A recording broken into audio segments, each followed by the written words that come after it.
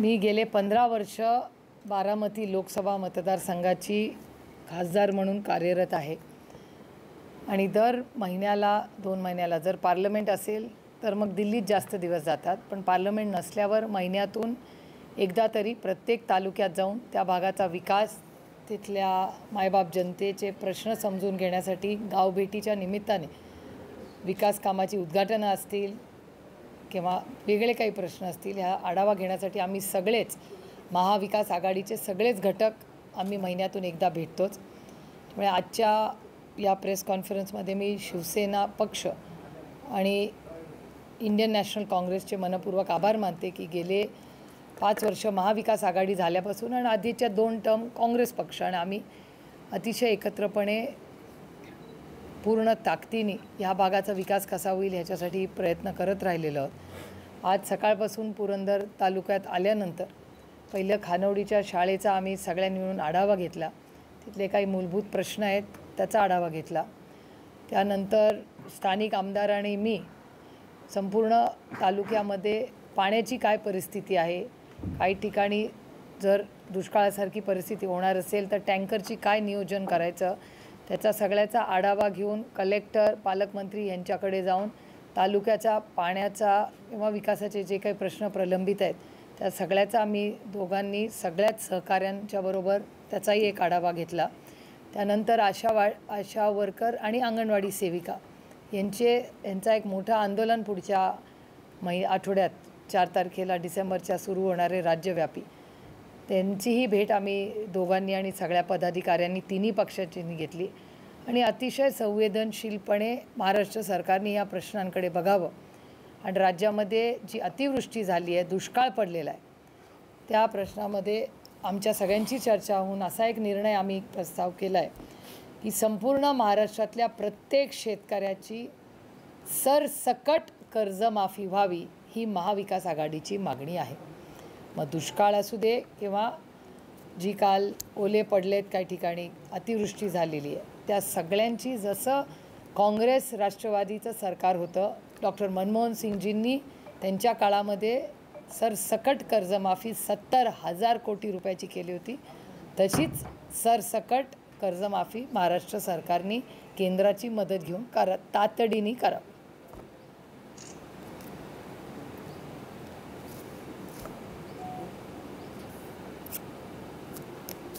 तुम्हाला काय विचारायचं आहे?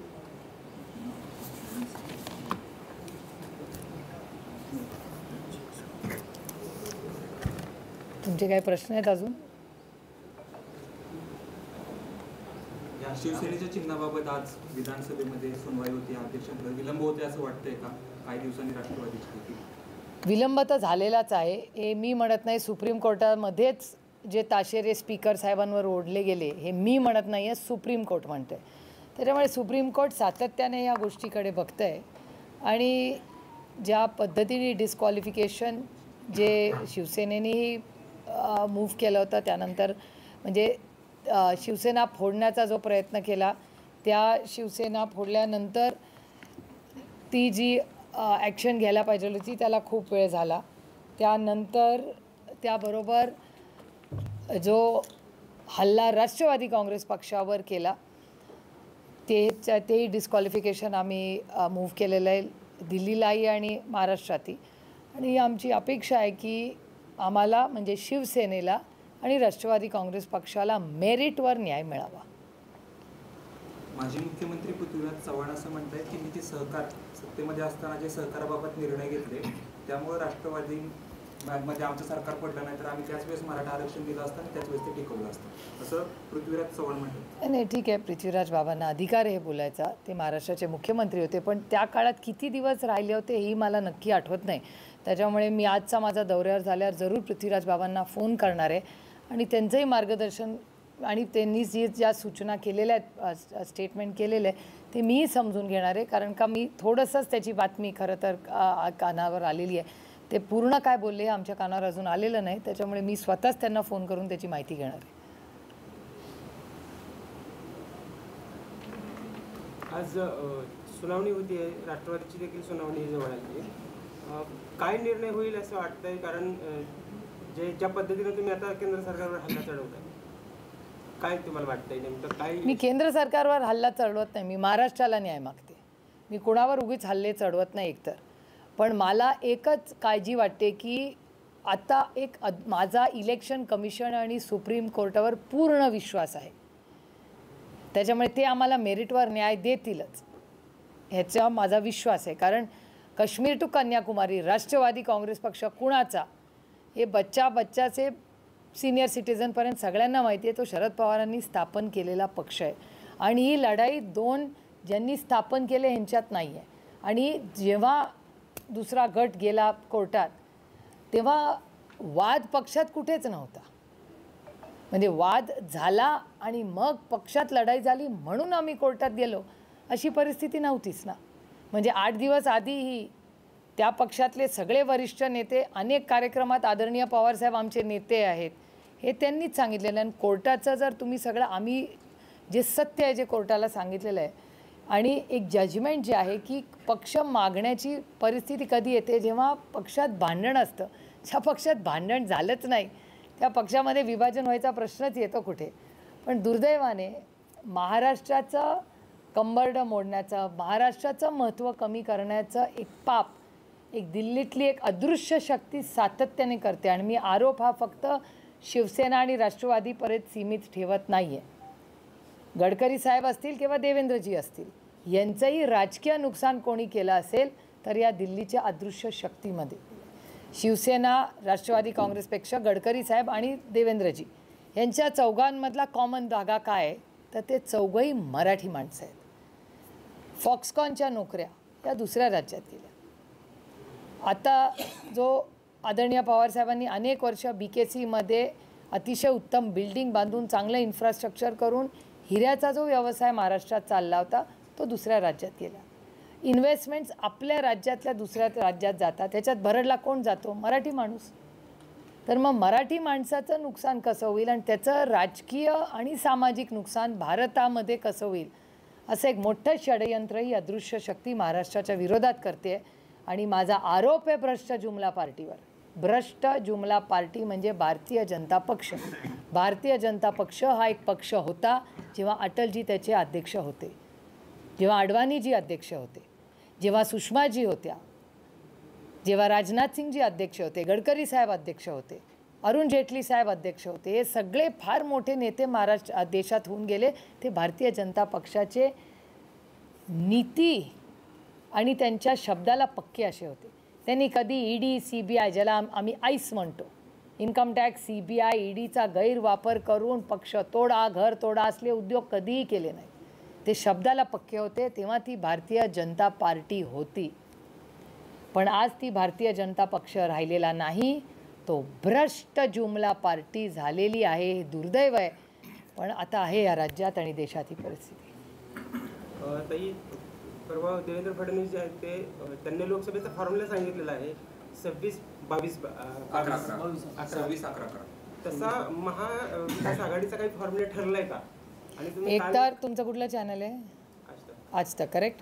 तुमच्या सगळ्यांच्या चॅनलवर मी वेगळ्या मराठी आणि हिंदीमध्ये बातम्या पाहिलेल्या आहेत की आधी एक फॉर्म्युला देवेंद्रजींनी दिला नंतर तो फॉर्म्युला त्यांनी विड्रॉ केला की असा फॉर्म्युला नाहीच आहे. अदृश्य शक्तीने काय बदलला असेल नंबर तर मला माहिती नाही.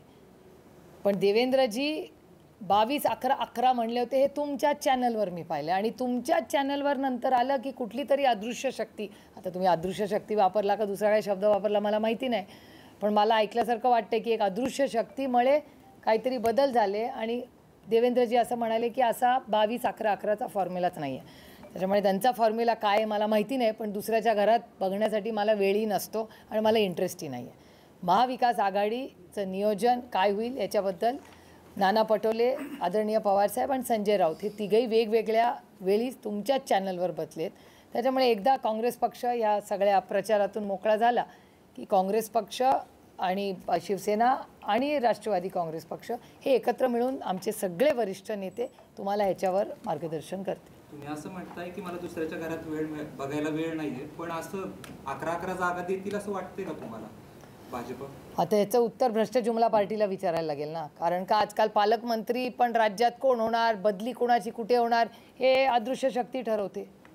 आधी एक काळ असा होता की शिवसेनेच्या आणि राष्ट्रवादीचा प्रत्येक निर्णय हा महाराष्ट्रात व्हायचा. आता सगळ्यांना दिल्लीवारी करावी लागते.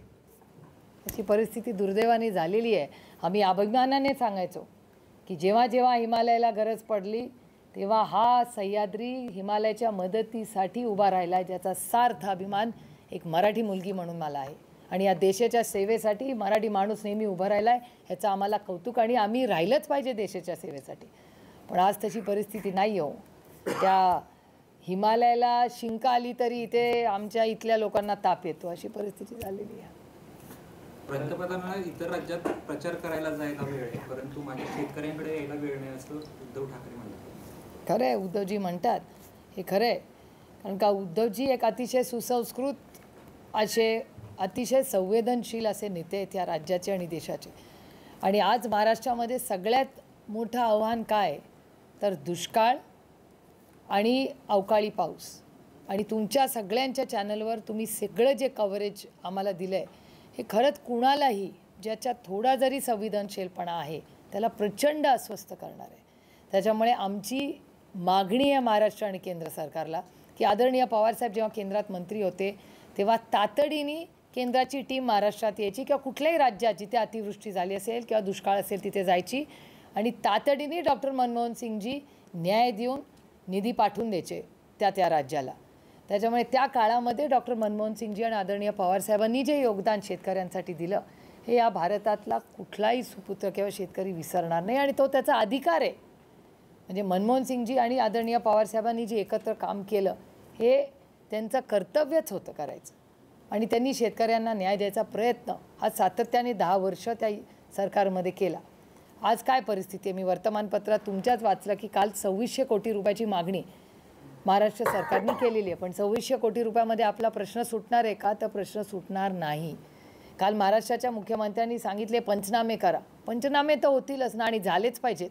पण त्याला परत मग इन्शुरन्स कंपनीत गेला, मग तो इन्शुरन्स कंपनीवाला इन्शुरन्स देत नाही. तुम्हाला माहिती आहे काय परिस्थिती आहे. अशा परिस्थितीमध्ये ही ती वेळ नाही. प्रचंड महागाई आहे, प्रचंड बेरोजगारी या राज्यात आहे आणि देशात आहे. आता सरसकट कर्जमाफी ही महाराष्ट्र आणि केंद्र सरकारने करावी आणि ती झाली नाही आणि आमच्या शेतकऱ्यांना न्याय मिळाला नाही तर महाविकास आघाडी रस्त्यावर उतरेल. एकीकडे अवकाळी पाऊस आहे, एकीकडे दुष्काळ आहे. ही परिस्थिती असताना एकीकडे पंचनामे रखडलेले आहेत. परंतु आता जर बघितलं तर तुम्ही खानावळीमध्ये पण बघितलं संकल्प रथ, तर अशी सोशल मीडियावरती बऱ्याचशा पोस्ट पडतात की या संकल्प रथासाठी तब्बल 4,500 कोटी रुपये खर्च केला जातो. या बाबतीत काय म्हणू? खरं तर तो संकल्प रथ मी पाहिला, पण त्या संकल्प रथावर केंद्र सरकारचं नाव नव्हतं. पैसे केंद्र सरकारचे होते पण त्याच्यात केंद्र सरकारचं नाव नव्हतं. त्याच्यात ना त्यांच्या आघाडीचं नाव आहे. ती आघाडी आहे ना, त्या आघाडीमध्ये आघाडीचं नाव नाही आहे. त्याच्यात भारतीय जनता पक्ष भ्रष्ट जुमला पार्टीचं पण नाव नाही आहे. तिथे ना प्रधानमंत्री रथ पण म्हणलेलं नाही आहे. मला अजून आठवतं की प्रधानमंत्री जेव्हा मुख्यमंत्री होते ना तेव्हा नेहमी म्हणायचे नावं कशाला पाहिजेत. आणि ते जेव्हा प्रधानमंत्री झाले तेव्हा त्यांनी नावं हटवली आणि त्यांचं नाव नको, म्हणजे त्यांना त्यांचं नाव नको होतं. आणि प्रधानमंत्री ग्राम सडक योजना जे काय कराल ते प्रधानमंत्र्याच्या नावाने करा, व्यक्तीच्या नावाने करू नका. त्याच्यामुळे मलाही आश्चर्य वाटलं. मला नाही वाटत मोदीजींना ते आवडलं असेल. तिथे मोदी रथयात्रा लिहिले, ते मोदीजींना विचारून केलं आहे का नाही माहिती नाही, का कोणी केलं आहे देवालाच ठाऊक. पण मोदीजींचे शब्द मी कानाने ऐकलेत. मोदीजी नेहमी म्हणायचे की कुणाच्या नावाने काही करू नका. कोणी हा उपक्रम जो केला आहे रथाचा ते मोदीजींकडून अप्रुव्हल घेतलं आहे का नाही माहिती नाही बाबा, पण कारण का त्याच्यात सरकारचं नाव नाही आहे.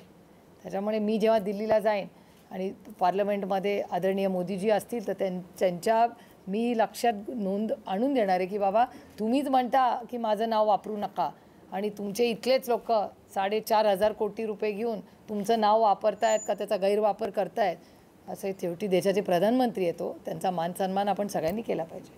शेतकऱ्याची वाताहत झाली, तुम्ही तेलंगणाला प्रचारासाठी जाताय असं देवेंद्र फडणवीस उद्धव ठाकरे मुख्यमंत्र्यांना म्हणाले. तुम्हाला देखील असं वाटतंय का मुख्यमंत्र्यांचं राज्याकडे दुर्लक्ष होतं? हो, मला काय आश्चर्य वाटत नाही हो. जेव्हा इथे महाराष्ट्रामध्ये दगडफेक होत होती तेव्हा देवेंद्रजी दुसऱ्या राज्यात प्रचार करत होते. त्याच्यामुळे इलेक्शन लढणे, पक्ष फोडणे, इन्कम टॅक्स, CBI आणि ED हे सोडून त्यांना काही करले नाही. कॉन्ट्रॅक्ट्स पक्ष फोडा, घरं फोडा, ice, income tax, CBI, ED, खलबतं नाही तर कॅबिनेटमध्ये भांडणं. जे संजय राऊतजी जे म्हणतात गँगवॉर चालले आहेत, हे काय खोटं नाही हो, लोकांना आवडलं नाही ते. पण तुमच्याच चॅनलवर मला कसं माहिती असेल, मी थोडी त्या कॅबिनेट मिटिंगमध्ये बसते. तुमच्या सगळ्यांच्या चॅनलमध्ये सांगितलं जातं आम्हाला की अहो तिथे भांडणं झाली, तिथे मारामाऱ्या होत आहेत. ते आम्ही तर म्हणत नाही, तुमच्याच रिपोर्टिंगमधून येतं आहे ना. त्याच्यामुळे जर शेतकरी, आरक्षणाचा गंभीर विषय, महिला सुरक्षितता, महागाई, बेरोजगारी ह्याच्यावर चर्चा करायला या ट्रिपल इंजिन खोके सरकारला वेळ नाही. पण आपापसात भांडणं करायला वेळ आहे, त्यांना मारामाऱ्या करायला वेळ आहे. आणि जे कॅबिनेटमध्ये बोलायला पाहिजे ते बाहेर बोलतात, मोठ्या मोठ्या सभा घेऊन बोलतात. मग कॅबिनेटमध्ये होतं आहे काय? 200 आमदार येतो त्यांचे. 200 आमदार म्हणजे रामराज्य आलं पाहिजे आत्तापर्यंत, पण तसं होत नाही आहे ना. ह्याच्यात फक्त भरडला जातं आहे सर्वसामान्य मराठी माणूस, महाराष्ट्रात राहणारा मराठी माणूस भरडला जातो आणि राज्याचं नुकसान होतं आहे. हे दुर्दैव आहे आपल्या राज्याचं. आंतरवाली सराटीमध्ये जो दगडफेक झाली त्यामध्ये जे अटक झाली ज्यांना, त्यांचं नाव हे राष्ट्रवादी काँग्रेस पक्षाशी आणि माजी आरोग्यमंत्री राजेश टोपे यांच्याशी जोडलं जातं. या बाबतीत काय म्हणतात? शरद पवारांसोबतचा फोटो तुमच्याच सगळ्या चॅनलवर मी पाहिलं, जसा आदरणीय पवारसाहेबांबरोबर फोटो होता तसा भ्रष्ट जुमला पार्टीच्या नेत्यांबरोबर होता, अजित पवार गटाच्या अनेक नेत्यांच्या बरोबर होता, शिंदे गटाबरोबर होता. म्हणजे महाराष्ट्रात जे जे पक्ष आहेत, मनसेचा फक्त मी पाहिलं नाही. मनसे पक्ष सोडून सगळ्या नेत्यांच्या बरोबर ते फोटो मी तिथे पाहिले. आणि एक गोष्ट मी अतिशय प्रांजळपणे नमूद करू इच्छिते की आदरणीय पवारसाहेबांच्या बरोबर फोटो किंवा बातमी लागली तर ती हेडलाईन होणारच नाही. त्याच्यामुळे सिलेक्टिव्ह ॲम्निशिया ज्याला म्हणतात, की सिलेक्टिव्हली लोकांना काही विसर पडतो. फक्त पवारसाहेबांचा फोटो, राजेश भैयाचा फोटो सगळ्यांना दिसला, पण भ्रष्ट जुमला पार्टीचे नेते, अजित पवार गटाचे नेते, त्यांच्याबरोबरचे फोटो, तिथे काय झालं ही बातमी लागत नाही ना. कारण का मार्केटमध्ये त्या नाणं एवढं चालत नाही ती बाकीची, त्याच्यामुळे ती हेडलाईन होत नाही. पवारसाहेबांची आणि राजेश भैयाची हेडलाईन होते. महाराष्ट्रामध्ये मराठा आरक्षणाचा मुद्दा पेटलाय, तसंच ओबीसीच्या देखील सभा होत आहेत. 9 तारखेला आपल्याच मतदारसंघामध्ये सभा आहे ओबीसी एल्गार मेळाव्याची. असं बघता इकडं काय आव्हान करा? ही लोकशाही आहे. लोकशाहीमध्ये प्रत्येकाला त्याचं भाष्य करायचा आणि सभा घ्यायचा अधिकार आहे. आणि मी लोकशाहीच्या मार्गाने चालणारी मुलगी आहे. त्याच्यामुळे जे संविधान आपल्याला भारतरत्न डॉक्टर बाबासाहेब आंबेडकरांनी दिलं त्याचा मान सन्मान आपण केलाच पाहिजे. पण दुर्दैव आहे की आम्ही समजा रस्त्यावरून लढलो तर मान्य आम्ही विरोधात आहोत, पण जे सत्तेमध्ये गल्लीपासून दिल्लीपर्यंत त्यांची सत्ता आहे, 200 आमदार, 300 खासदार, ते म्हणलं ते कुछ भी कर सकते. आणि आरक्षणाचा विषय सत्तेतल्या लोकांनी सभा घेऊन जर सुटणार असेल तर मी त्याचं स्वागतच करते.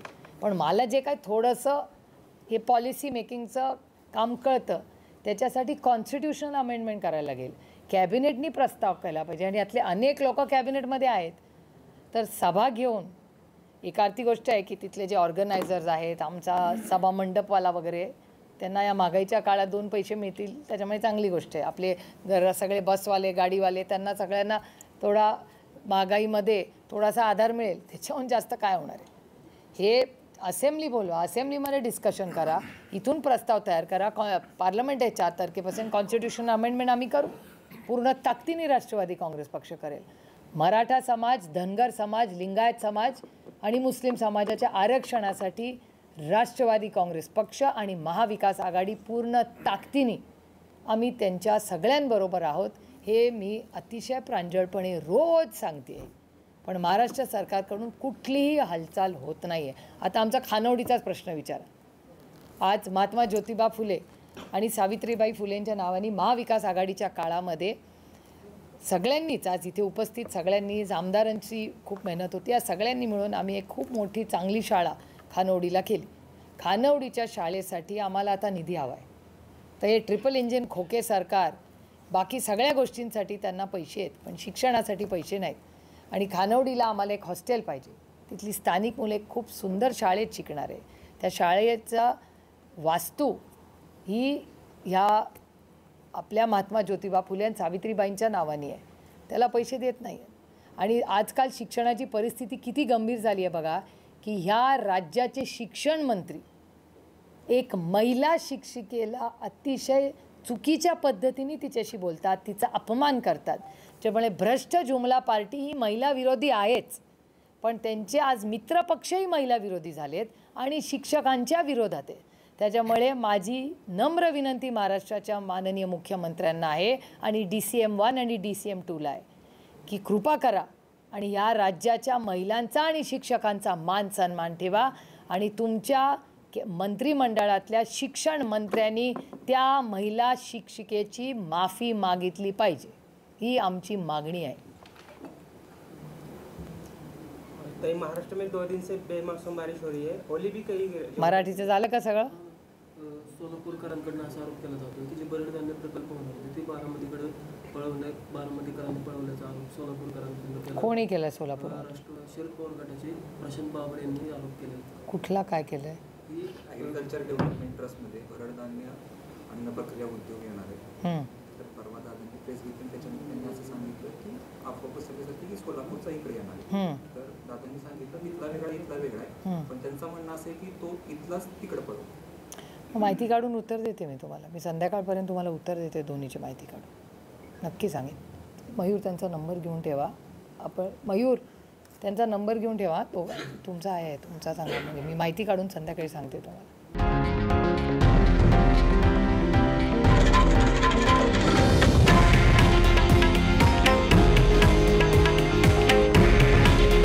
हे आहे देशातील नंबर 1 न्यूज नेटवर्क आणि आपण पाहत आहात TV9 मराठी. काळजी तुमची, हित महाराष्ट्राचं.